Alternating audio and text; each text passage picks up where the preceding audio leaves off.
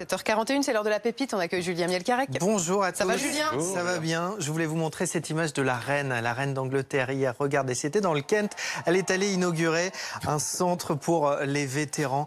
Magnifique, comme toujours. Ces célèbres tenues colorées. Et pourtant, regardez bien, il manquait quelque chose qu'elle affectionne pourtant habituellement en ces périodes où il fait de plus en plus froid. Les cols en fourrure, pas de cols en fourrure.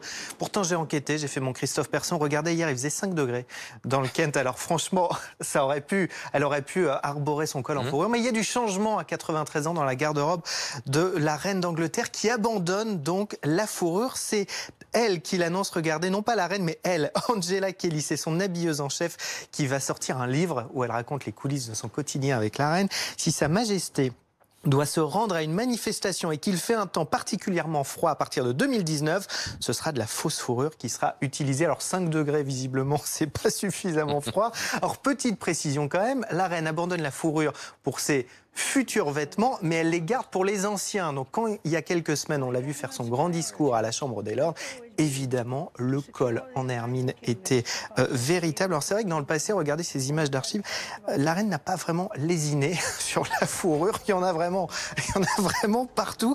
Alors on en parle beaucoup ce matin parce que c'est un choix qui est très populaire en Grande-Bretagne. Depuis l'an dernier, par exemple, la Fashion Week de Londres, elle est officiellement sans fourrure et plusieurs associations et des centaines d'Anglais demandent régulièrement au gouvernement d'interdire officiellement la vente de fourrure. Donc il y a eu beaucoup de réactions hier avec cette annonce. Regardez l'association PETA, par exemple, qui a félicité la reine. Cet engagement royal est un signe des temps. Vous avez vu les gestes qu'ont fait ces deux guignols? Bien sûr. Ouais, c'est malin.